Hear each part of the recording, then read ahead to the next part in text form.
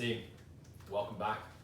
The studio looks a little bit different today because there's a physio appointment in our studio. Perhaps. How weird. Well, I mean, it is a physio room, so fair enough. So we're back into where it all began. You will hear a bit of drilling in the background, guys. I apologise. There's some renovation work going on here at CrossFit Fitness, but hopefully it's just a bit of background noise. I'm joined today, Alex Younger. Al, welcome. Thank you. For those who don't know, Alex is a coach at CrossFit Fitness, wrestling career, programming. He's an athlete who's been in the sport of CrossFit for some time, too long. He joined us 2 years ago? Yeah, just over 2.5. Just over 2 years ago. He was coaching in Kuwait at the time in the Middle East. Before that, in Newcastle, in the UK. We both share some stories there because I went to university there. And surprised we didn't cross paths. yeah, well, there's about 25 years difference between us, so that's probably That's why. But Al's you've got a pretty interesting story, Al, which I don't think a lot of people know about. A lot of people know that you got into CrossFit early days, but I've certainly had a lot of conversation with you, and I think it's quite interesting. Yeah. Just because we have such contrasting stories as to how we ended up here in similar positions, coaching people, but also in similar positions in the sense that we both, we competed in the sport in different times of our lives. So yeah, today's about digging into that story a little bit and then kind of uncovering what brought you to this day and time. I mean, to kind of bring it back to right now, we are now 2.5 weeks into opening our doors again. How are you feeling? Brilliant. As soon as those doors got opened, back to some degree of normality. It's a blessing. It's good to be back in the gym, back coaching, back training, and have some degree of routine of what normal life looked like before Corona hit. It's pretty crazy right now. Yeah. But again, I think for me, it's definitely made me realise what I value on my day-to-day existence. Whereas like a lot of the time you just get caught up in, as you said, the hustle or the grind on your Instagram post the other week. But like it's definitely made me realise that I do value this. So what are some of the realizations you've had in this period? How much I value human interaction on a day-to-day basis. Like what we see, let's say 100 people a day, 60 to 80 people a day. Like how much that means to you as an individual. Whereas when Corona was around, I saw just a coaching team. Nothing that like against that, but how important it is to see people and have a human interaction on a day-to-day basis. So if you realise you value that more. Yeah. So what have you changed anything now that we're back to a level of kind of normality? Not really, maybe normal is not the right word because it's going to be constantly evolving and changing, but now that we're back in, we're open again, what are you doing differently now that you have this newfound appreciation of it versus what you perhaps weren't doing before? So before Corona hit, busy kind of prioritising myself over other people quite a lot, and what I've realised is family links back home definitely got lost, friend links back home definitely got lost, so I've tried to be making like a purposeful attempt to message people, send voice notes, Skype, that sort of stuff, just to try to keep that communication level between, because we had more time during Corona, so it was definitely valuable it definitely created value in that for me in terms of trying to keep those links with home and friends and family around the world, that it's like trying to put more effort into that basically. Yeah, very cool. What about your training, mate? What's going on with your training at the moment? I mean, during Corona we had a lot more time to train, which was awesome. I started double daying again. Well, the body's not thanking me for it, but feeling good in terms of like where I'm at in terms of my training right now. I've definitely got a good balance between work and training. Getting back on the LPC program now that everything's opened up. I'm just dying to get back into actual group classes. Yeah, your training's changed quite a bit over the last few weeks. For sure. You were at a point where you were prepping for ACC. That didn't happen. Nothing was happening. I saw you change and starting a bit in terms of you had a new focus, new goal. What talk us through some of those changes? Corona kind of started to come on the horizon, and I thought, right, well, I've got a good chance at ACC to try to get myself a little ticket to the games. With maybe people not being able to travel, I know it's kind of a default way to look at it, but I look at the Asia CrossFit scene and I'm up there with some of the best athletes there, and if I put in the right work, the right parts of what I need to be working on, I could definitely cause some damage at ACC and get myself up there. So that was definitely like a goal set for me. And then Corona hit, everything got cancelled. I was like, okay, well, I still need to be working on certain aspects of my training. But for me, if I don't have a goal, like an end goal of ACC, regionals, whatever it would be, for me, enjoyment of my training is priority number one. So whether that's the people I'm training, the program I'm on, I just have to enjoy it, otherwise I won't do it. So right now, competing is not necessarily a goal you're striving towards, but it's just still training. It's still bubbling there. It's still underneath. I'm just innately competitive with whoever I'm around. But I definitely don't have like an end goal, like let's say Anna Tammy in terms of the games in 2021 or whatever it would be. Yeah, cool. Because I mean, the backstory here was before you kind of signed up for ACC and said, right, I'm going to start focusing on competition again. I haven't done one in a long time. Yeah. You were kind of in this lull. Yeah. You know, where you were like, do I want to compete? Do I not want to compete? What do I want to do for training? Then you started, writing some extra accessory work for yourself. You started going back to 2-a-days, and then you kind of like ACC didn't happen, and you've now kind of gone back to, all right, train for fun, train for enjoyment, train with people, train with my mates. Yeah. It just goes back to where I've been my most successful in training. It's being with other people. I'm not motivated like other people are, where they can come in, they can slog away, do their accessory work by themselves. For me, I need external, whether that's people, music, environment, whatever it would be. That for me is a massive value in terms of my training. And when I've been the most successful, that's all been there. It's so interesting because, I mean, in our episode last week with Aunt Tammy, we also talked about, two people who have the same goal but have very different means of getting there. Yeah. Ant being someone who can be in his own environment by himself, push himself hard, doesn't really need people around him or a coach necessarily shouting at him to get work done. Whereas Tammy needs to be having fun with her process, and having fun for her means like a little bit less structure, a little bit less pressure to get better, just kind of a bit more self-regulated. Yep. And I guess you're kind of between the two of them, where you're very consistent with your training, but at the same time, you don't want to be by yourself. You enjoy the group atmosphere. Yeah. If that means you're doing training that's not necessarily as individualized, doesn't really matter, because you're getting more out of that group environment anyway. For sure. Awesome. All right. Well, Al, talk us through how you got to this point. Where did it all start? You grew up in Newcastle. The gloomy northeast of England. Okay. So what was that like? I mean, the northeast of England, it's a working class city, especially Newcastle. It's a working class area. Grew up in a relatively rough place, Cramerton, which is like a suburb of Newcastle. Didn't have my family are awesome. Got a wonderful family. I was engaged with activities that definitely didn't push me in the right direction. And for me, if I don't have it's the same as training. If I don't have a goal, or I don't have something that I'm working towards, I get misled in between the two. And especially when I was younger, it definitely came about that I was with the wrong crowd, doing the wrong things, especially from a younger age. And then when I was in high school, I was definitely along those lines, drink, drugs, all of that stuff.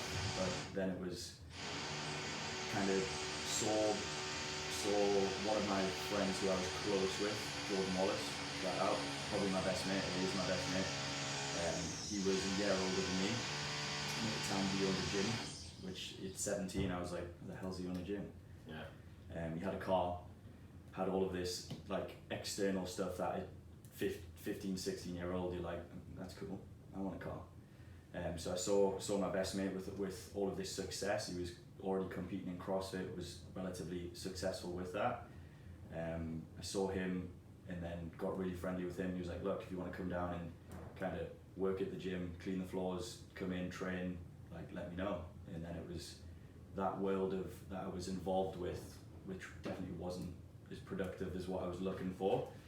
I got involved with a new group of people, a new kind of social circle, which then definitely pushed me in the right direction from there. I mean, not many people or kids at 16 have the outlook to think this is a good choice that I should probably make right now to pull me out of something that is probably not so good. So why did you decide to pursue hanging out at the gym versus doing other things that probably weren't leading you to success? I think it was the realization that it was definitely the realization that if I kept going down the path that I was going down, I wouldn't get what I wanted out of life. And I definitely look at family and my mum and dad and that sort of stuff in terms of that's what I value. I mean, you kind of do growing up as your mum and dad's your first role models. And I definitely was going down the opposite path of what they were going down in terms of their values, what I was doing, who I was involved with. And then Jordan definitely kind of pushed me in the right direction of look, if you want to be successful, you want to be passionate about something, then you're going to have to work at it. Whereas I've always just been middle of the class, don't really put in any effort, rely on skill when I was playing rugby and that sort of stuff, rather than actually putting in some work towards it. What were the sports you played when you were younger? Just rugby. Yeah. Just rugby. I mean, I was good at athletics, running, jumping, throwing, that sort of stuff. I've always been talented at sport. The actual plane of sport, I've always been talented. I just haven't put in the work. So I've always just relied on natural talent, whether that was I was faster and stronger than the people I was playing against, or whatever. So when you were 16, this would have been how many years ago? 11. 11 years ago. Okay, so CrossFit 11 years ago. It's very different. Yeah. Was I didn't even know what CrossFit was 11 years ago. But certainly in terms of its methodology and its training and even the affiliates, what that looks like, it's changed a lot. Yeah, so for me, it wasn't necessarily CrossFit that first enticed me in. It was the group of people that were training together. But did he have an affiliate? Is that what Jordan had? Yeah. So he'd registered as an affiliate 11 years ago. That would have been one of the first. It was. I think it was the third or fourth in the UK. Okay, well, right. So sorry, you were saying it wasn't necessarily the affiliate, but it was actually just a group of people who were training. Yeah. I saw the group of people, and it was basically 5 guys that were training there, and we'd throw down every day. But it was that accountability of look, we're meeting at 7 a.m. in the morning before school. If you come in, I'm gonna pick you up, and we'll go. That's epic. Yeah. I can't believe you were doing weight training and had that mindset at school. I would have loved to have that. I mean, and from there, it just I was a competitive rugby player, played for club Northumberland, a few academy games and stuff, and then CrossFit just slowly kind of pushed rugby away, and rugby fizzled out. So what did that journey look like? You come in, you get around a whiteboard, you write a session, you're training together, probably some pretty stupid shit, I imagine. Ridiculous. How long did that last for, and where did that then take you? So that was about 15, 16, that kind of just before sixth form, and then throughout the whole of sixth form I was training. Did my, I can't remember what it was, but part of my course was I had to do a work, what's it called? Work experience. Work experience. And I did that at the gym. Oh. I literally did nothing but train. I did my way through it. I played bingo with the elderly. I went to an elderly home in Hong Kong, and I thought, this is class, and played bingo. It's gonna be a right laugh. Everyone was just sleeping. Yeah, it wasn't a laugh at all. And we played bingo once, 5 days, about 20 minutes. Yeah, continue writing. The work experience with Jordan, having walking forwards, scrubbing bars, building rigs, that sort of stuff. Which for me, I quite quickly realised that I was a gym man. This is me. This is what I need to do. And it was a constant progression of just spending more time with you. An extra hour, extra session, maybe shadowing Jordan, coach's 6 p.m. class, because I didn't have a car at the time, so he was driving home, so I gave the gym for 12 hours. And so during this time, you're obviously training probably quite a lot.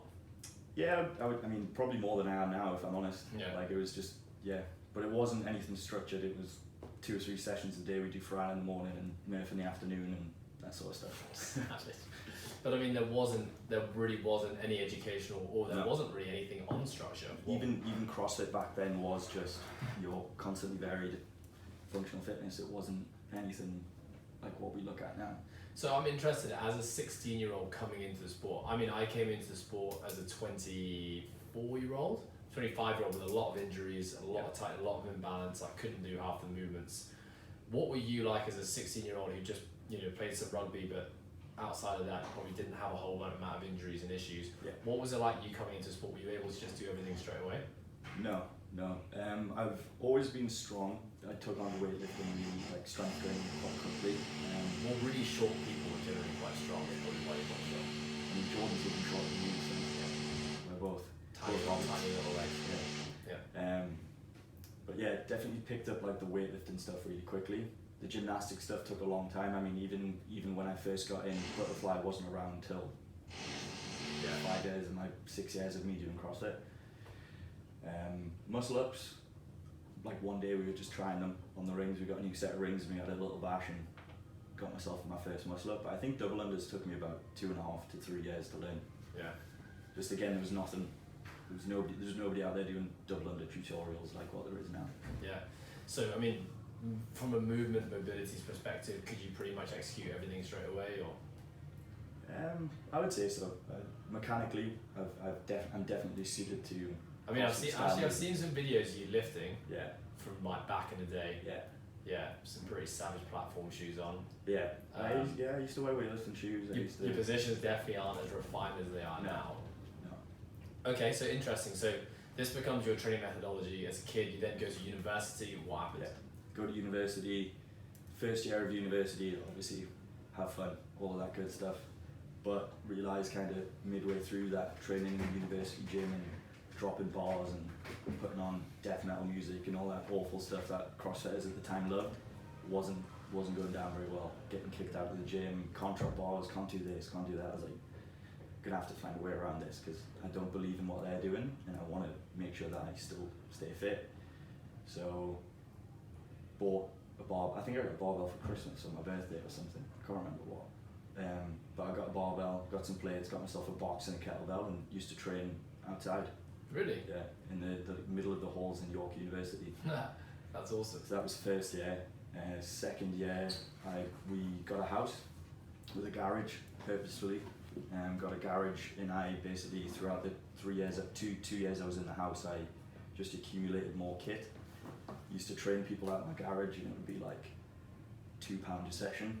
Come in, give me £2, I'll train you for an hour. Oh, I didn't realise you were actually coaching people that are at uni. It was 100% illegal. Yeah. No insurance, equipment was rusty.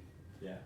Smart. Out of a small garage, and then that just meant that I didn't have to kind of have a university job like a bar or like a restaurant or anything. I just made enough money coaching people and that sort of stuff to get myself to university. And it's just basically because I looked jacked basically at university. And that was it. And people were like, what's he doing? Pulling a sled around York.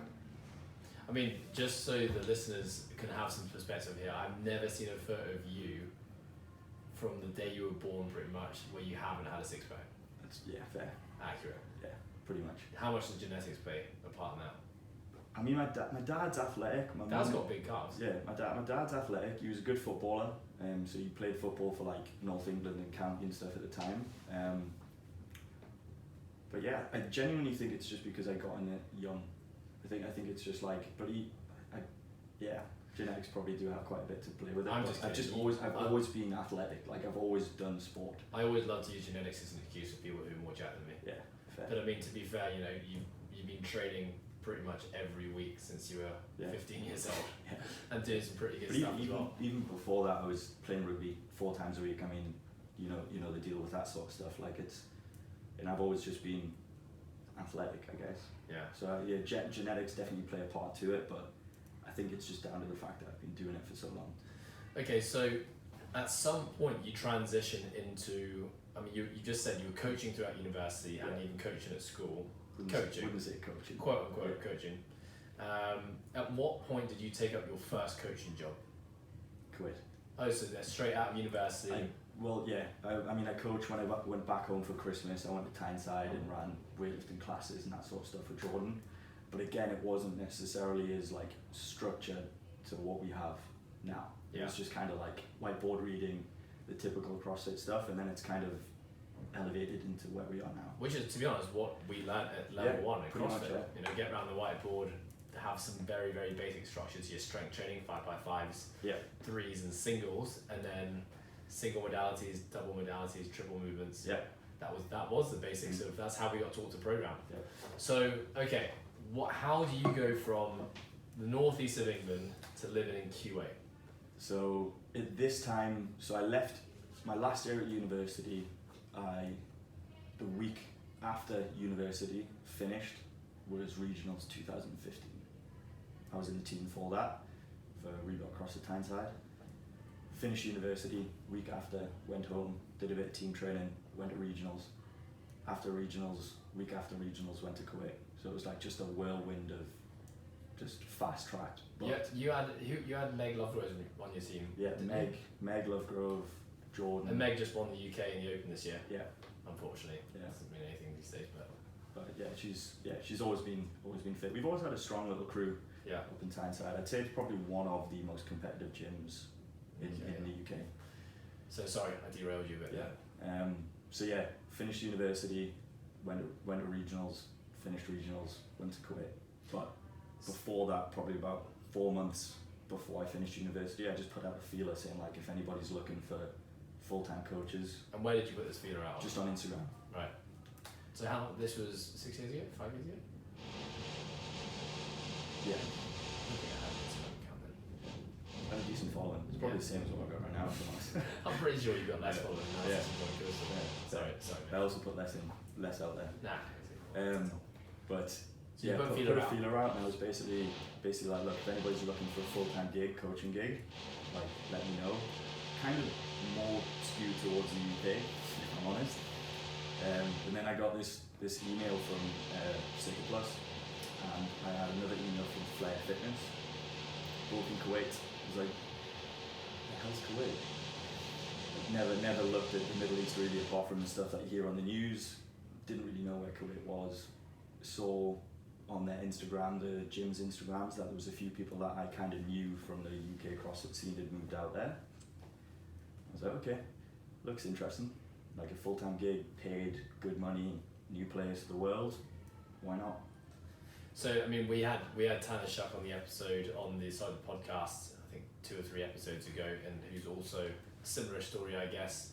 You know, he moved out to Asia, got a job in Dubai working at Metalized. Yeah. You know, born and bred in the US. I remember at that point in time there was loads of athletes out Yeah. in the UAE, and I think, you know, because this was the year that he just moved to the Meridian region, I think. No, not Meridian. Africa. Right. So, because before that they're in the Asian region, which is where we were competing, and I remember just like it was just a powerhouse of good athletes. Yeah. And I do remember looking at, you know, every coaching organisation, all of their coaches were also really, really good athletes. Yeah. And so, I mean, did that have any bearing on you getting that job? You know, you'd obviously just done regionals, so your name was kind of out there. Yeah. I think that definitely played a part to like me getting the job, with the fact that I was young for one, and two, I was like relatively competitive in the scene of CrossFit.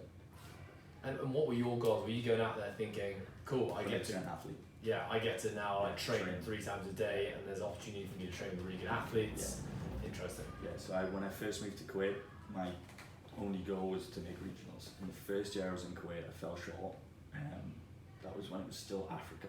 Yeah. Yeah, it was still Africa at the time. But it was a super regional zone. But it was a super. So they were competing in Spain. Yeah. So I fell short of that year, and I think I was like 3 places short. I think they took the top 10 from Africa, and I think I finished 13th. So that was like a bit of a realization that the work I'm putting in needs to I need to step it up. But during that time, I had a head coach at the time called James Quigley, who was from the US, currently lives in Texas.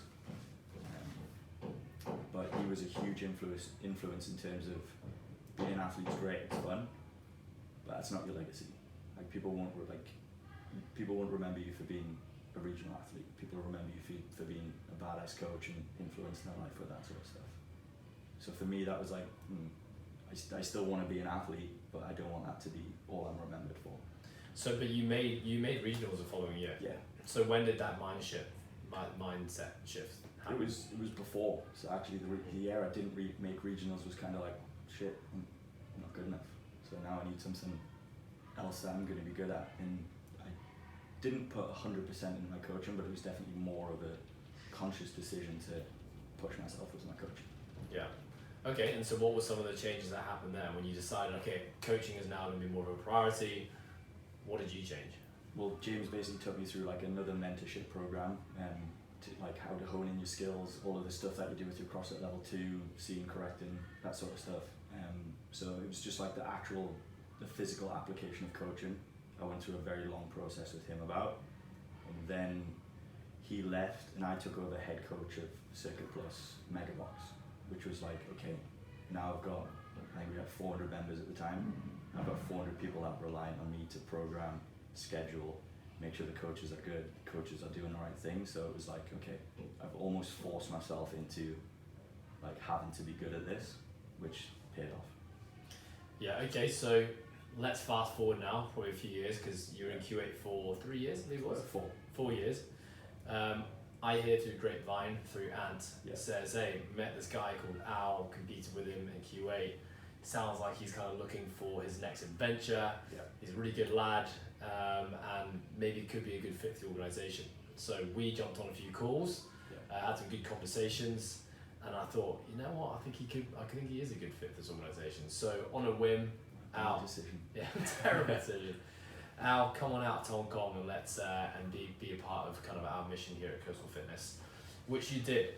But I remember when you first arrived, we had some differences in our views on coaching. Some quite stark differences actually. Maybe perhaps you can talk us through that a little bit. I don't know whether it was coaching per se. So coaching maybe not the right way. Maybe programming. Exactly. Programming and what we believed in terms of what was deemed a successful program and how to write a successful program. For me, my background, 2159, magic, that's where it lives.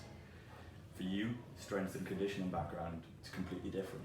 So I think for you and me, like we butted heads, you're on one end of the spectrum and I'm on the other end. And I think actually now looking back, the magic's in the middle. Yeah. Which is where like we were both kind of heading towards. Yeah. Well, I mean, certainly, like I've talked about my story a lot, and I actually think I have been, the middle ground is where I've lived for a long time, but I certainly know you were very down one end of the spectrum, but it is at the same time, and I think this is something I'm always empathetic towards coaches who are like this, is that is what you've always done, and it's brought really good results. You know, if we think back to your story, like you went into a CrossFit gym and you started writing 2159 up on a whiteboard, and you suddenly got to the point where you're competing at regionals and, you know, have a lot of pretty amazing ability. It works if you're resilient. And I think then that was the question, is like, you know, who does that work for? And I mean, we could probably, this is a whole episode in itself, but you know, for someone like you, to use you as an example, you're young, you're moldable, you have no pre-existing injuries or issues.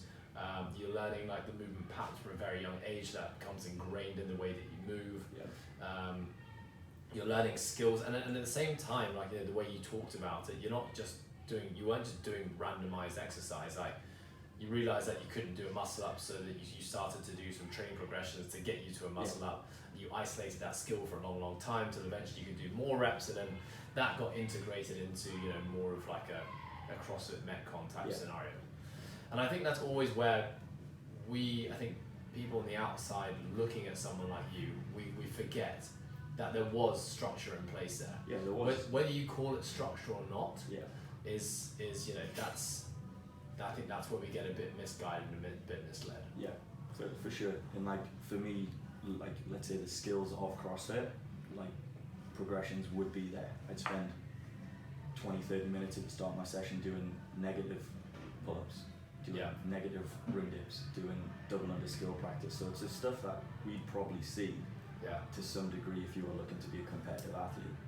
It's just not the structural balance work. It's not the bodybuilding style work that often we see now in a group training setting. Yeah.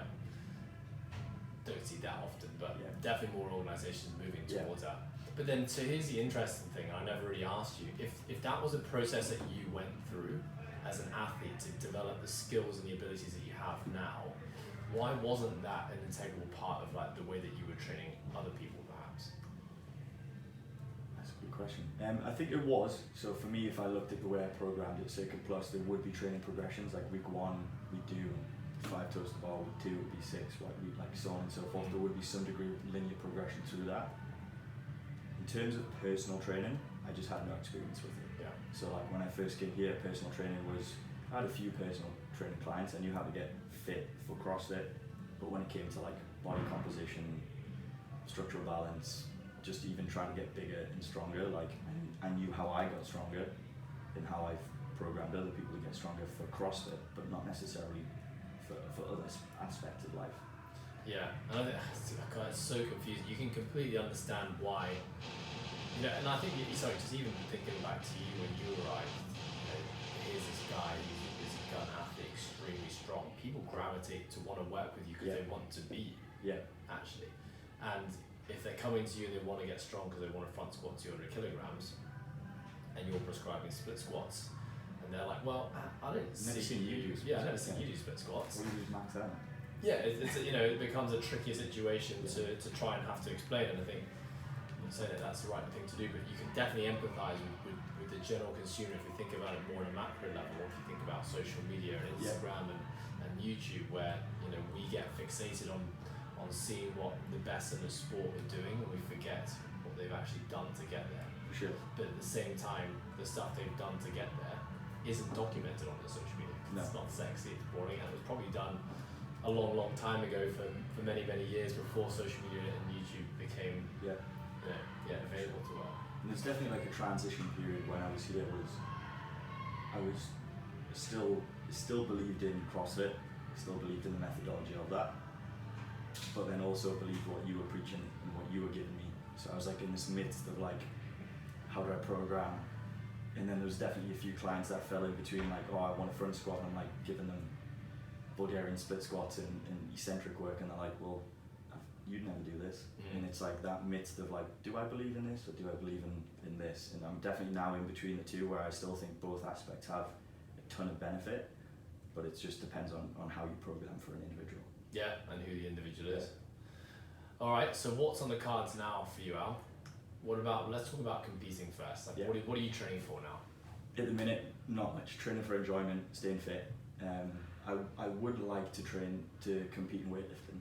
So I'm good at weightlifting. I'm strong, but I've not competed on a platform, and it's something I want to kind of tick off, just for an experience level. Nice. Competed in weightlifting in CrossFit, I guess, like lifting, 1RMs and stuff, but it's not the weightlifting setting.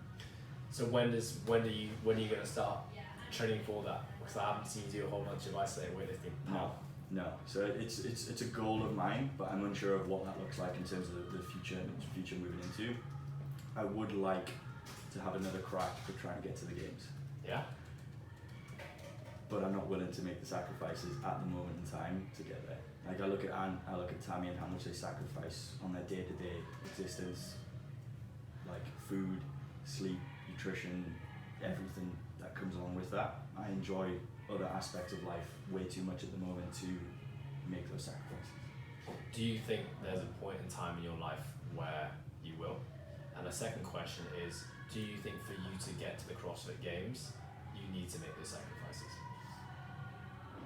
Yes and no to the questions. So yes, I think there'll be a time for me to get out of the UK in the open. It's going to take a lot of work. It's going to take a lot. The guys in the UK are extremely competitive. If you look at the top 5, it's Elle Simmons, Phil Hesketh, Zach George, David Shrunk. They're all monsters. But I've been there and I've hung with them in the open for a few years, so I've definitely got the capacity. It's just, I need to put in the work to get there. When is that switch on flip? Yeah, so I don't want to force it either. That's the thing, is I want to be doing it because I actually want to do it. I've fallen in the trap in the past of doing it for social media likes, sponsors, that sort of stuff, other people's recognition, and I want to do it for me, but that has to be internal and not external.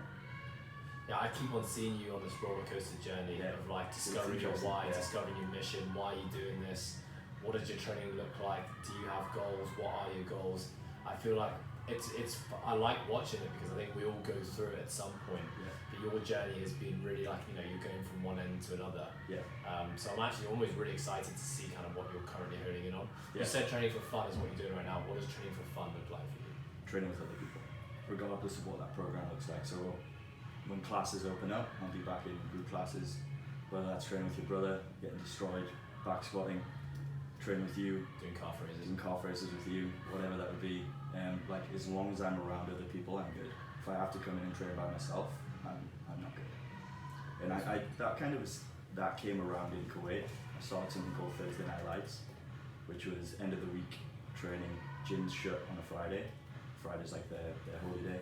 So we'd have a huge session on a Thursday night, and it would be some savage CrossFit workout, 200 squat cleans at 100 kilos for time, something ridiculous. But it was with 30 people, and it was at the end of the night. Sometimes it was like 10 o'clock, 11 o'clock by the time we started, so you finished at 1 or 2 in the morning.